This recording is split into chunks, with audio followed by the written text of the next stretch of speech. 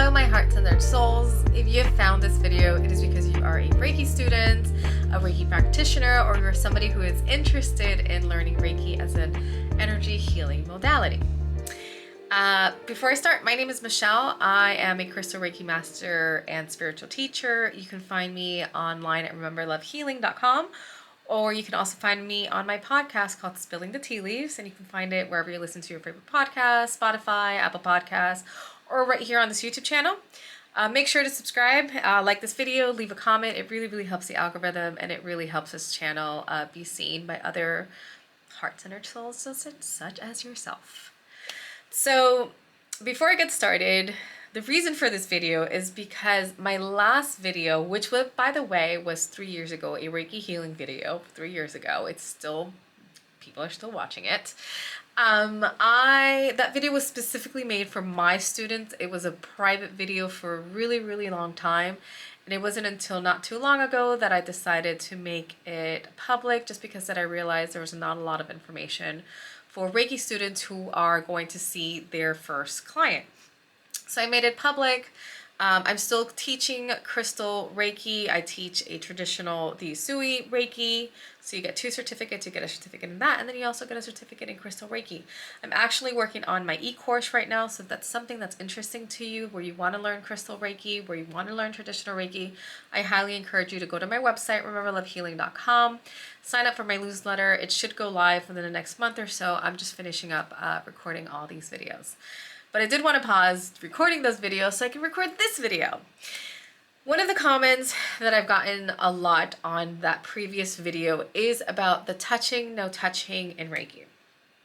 I teach my students, don't touch. Very rarely will I say it's okay to touch. In those instances, it is because you are seeing a friend or a family member, obviously yourself, you can touch yourself. So when you are in a setting where you are being paid as a Reiki practitioner, where you are seeing a client, where you are doing it in a professional setting, I recommend the no touch. To differentiate between touch and no touch, when I say touch, it means actual physical contact with the person. So you are touching the person, you're making physical contact. This is, for example, when you are placing your hand on their temples, placing your hand on your chest, which is probably the most common area where practitioners feel the need to touch. In the back, wherever you are placing your hands. No touch means you are slightly hovering over the person. You still feel the energy exchange. So you do feel energy when you're lightly placing your hands over the person, but you are not touching the person. There is a gap, whether it's a small gap or a large gap, you're still touching the person. And I need to be exact in the large gap, small gap, because there are states that regulate how big a gap you have between you and the person for it to be considered no touch. Now, traditionally, Reiki, I know there's a lot of types of Reiki. I'm talking about traditional Reiki, especially Usui Reiki. There is a combination of touch and no touch. This is taught. You can touch the client, you don't have to touch the client. Both are absolutely acceptable. Always, though, with clothes on. The client doesn't have to undress. Sometimes we do recommend them wearing comfortable clothing so they are comfortable when they're laying down on our table. And I always recommend no shoes. The client chooses to keep socks on, keep socks off. That's up to the client, or even up to you. If you prefer them to keep their socks on, great. I offer a blanket sometimes because my space gets cold, so I have a blanket ready for them that I hand to the client. Okay, so I want you to keep track of this. I hand to the client so they can put on themselves. Once you hand the client the blanket, they cover themselves, they choose to cover themselves, not the client can set themselves up, but you are not making any physical contact with the client. Why am I so heavily focused on physical contact? Before I continue, I am not an attorney. I am especially not your attorney.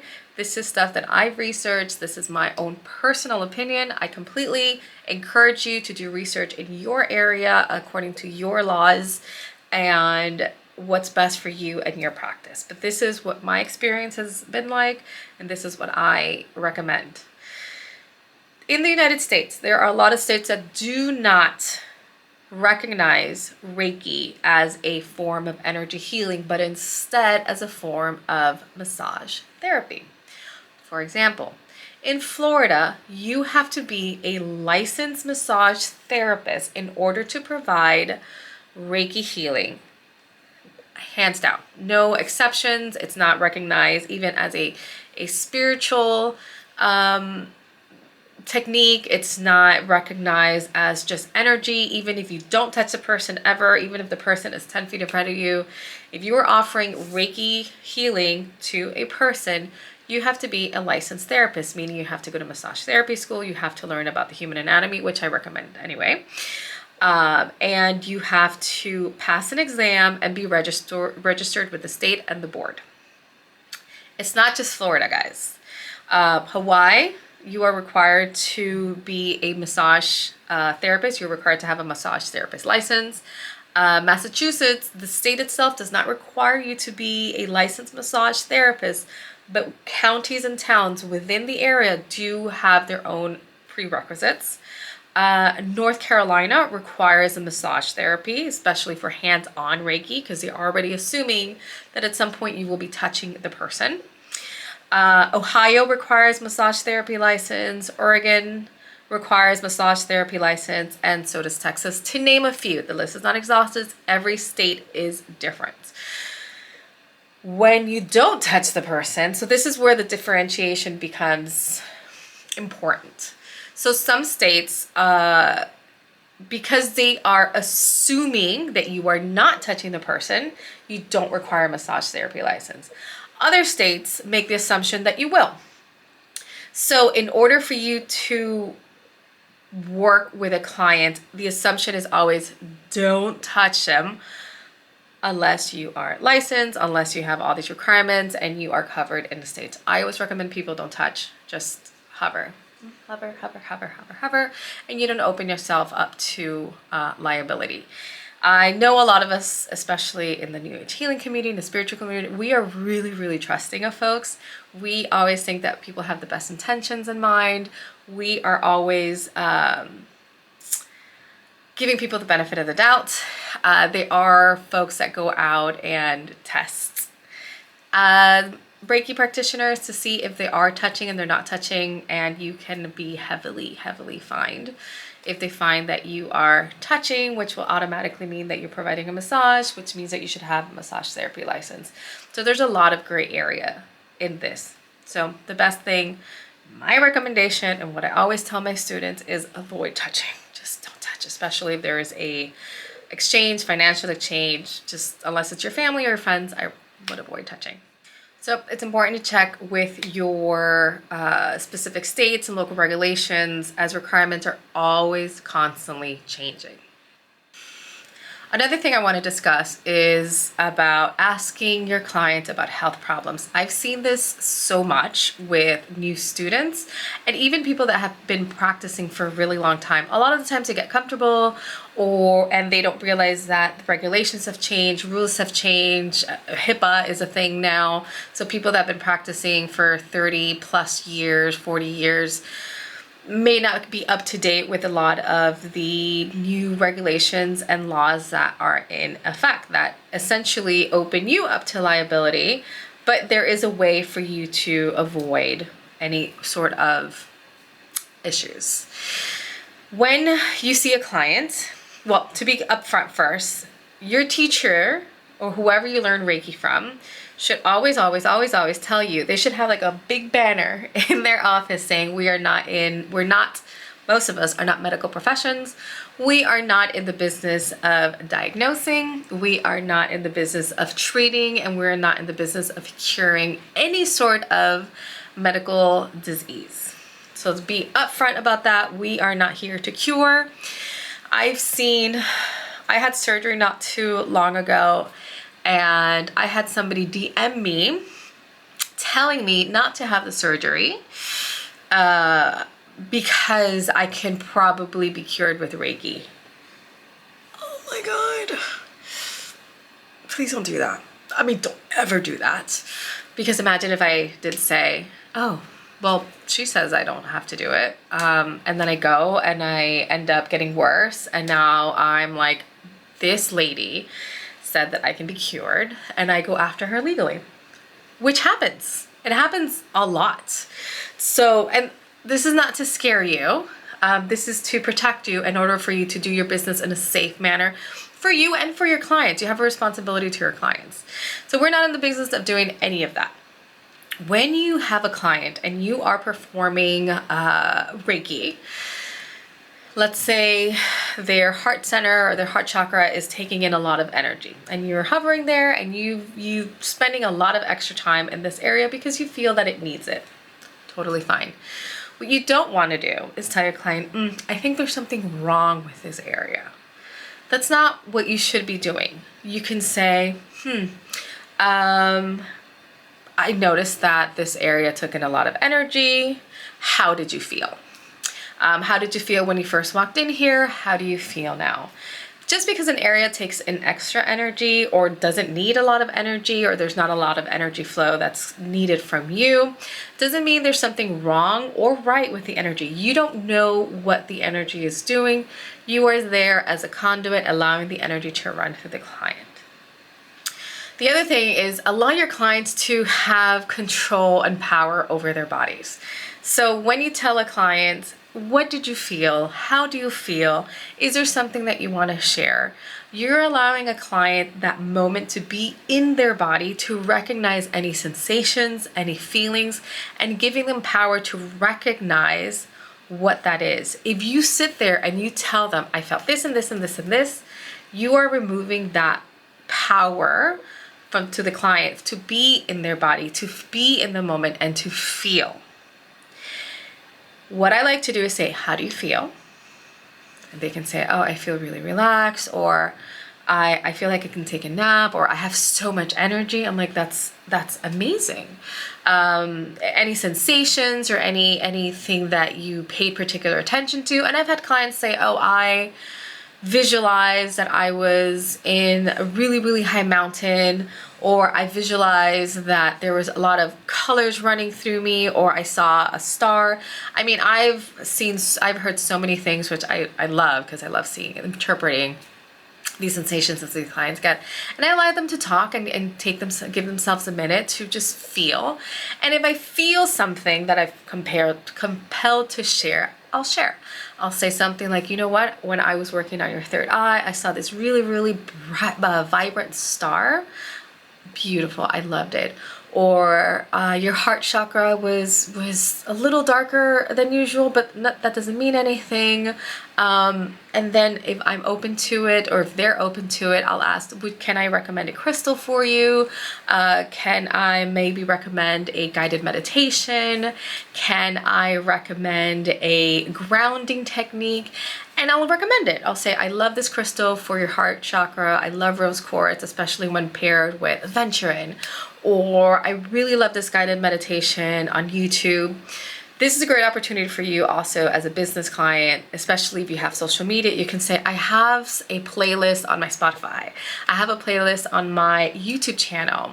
And then give them a card and say, there is a playlist there that really goes into your heart chakra, or it's really great for grounding, or whatever. And invite them to listen to it, or have a list of grounding techniques like walking outside or meditating, or there's so much that you can offer the client so they feel empowered to take control over their own energy healing.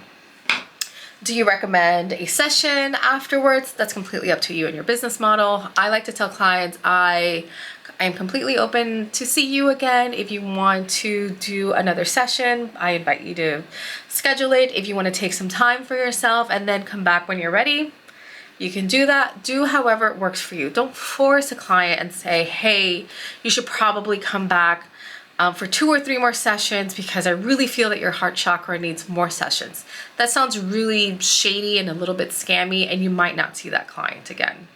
So be open to those types of recommendations, but avoid things like you should take chamomile tea, you should try this herb, you should go to the doctor. Leave that up to the client, because again, we are not there to diagnose, we're not there to treat, we are there to allow the energy to go to where it needs to go. One thing that a lot of folks forget is also that intake form. Many of us have intake forms just to get an idea what the client has had before, to get to know the client before we see them, to just prepare us before we see the client, instead of bombarding them with questions when they are on the massage table. So one of the things I like to ask is, are you okay with burning incense? Are you okay with diffusing lavender oil? Are you okay with holy wood or palo santo? The key word is, are you okay? You do not want to say, are you allergic to, because now you're asking about a medical condition. Are you allergic to this? Are you allergic to that? Avoid that.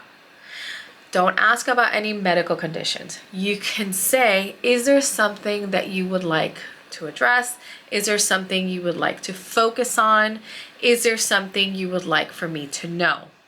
So quick break, I am editing the video right now, and I did want to add one thing about asking about medical conditions.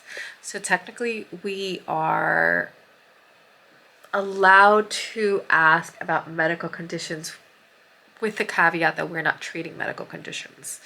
So one of the questions on my intake form is any conditions that can impact our session.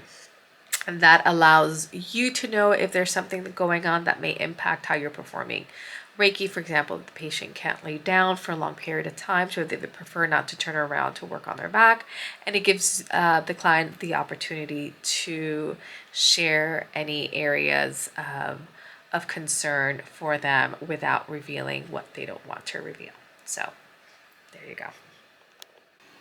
You're not asking, do you have this? Do you have a heart condition? Do you have whatever? You are giving the client the opportunity to share with you without you asking about any medical history, because we are not medical professionals. We want to avoid any terminology that gives the client the idea that you are a medical professional, because a lot of us are not. If you don't have an intake form, if that's not, but it's something that you want to try, I do have one on my website. I think I linked one here on my YouTube channel. If I did, just click on it. If I didn't, then you can absolutely go on my website, rememberlovehealing.com, just click shop, and there are a few digital downloads, and you can download one. You can edit it on Canva with your logo. You can add questions, you can remove questions, do whatever works for you, your business, your jurisdiction, and all the things that pertain to your business. I know this was a lot. I feel like it was a lot. So too long, don't read TLDR. Don't ask about medical conditions. Some states require you to be a massage therapist, especially if there's touch involved, which I recommend no touch to my students. But if you do require a license, then you can ask. Obviously you can't touch, but look up local laws, look at jurisdictions, make sure that you are informed. If you want to join a Reiki association, they are the ones that are advocating for Reiki to be allowed to be done without requiring massage therapy license. Always with clothes on, and empower your clients to take charge of their own body and their own healing. I have so much trust in you, and I know that you guys are going to do great. If you are interested in learning about crystal Reiki and becoming certified and be able to teach, I invite you to join my website. You can join on the newsletter, and it should be going live in a few months. I would love to have you as one of my students. I'm really, really passionate about crystal Reiki. I love it. I have tons of crystals. I don't know if you can see them on the camera, but they're there. If you have any questions, please leave them down below in the comments. If you want to follow me on Instagram, it's Remember Love. I invite you to join my podcast. Again, my name is Michelle. Thank you so much for being here. If you have any questions, I'm around. Love and light, and I'll talk to you soon. Bye.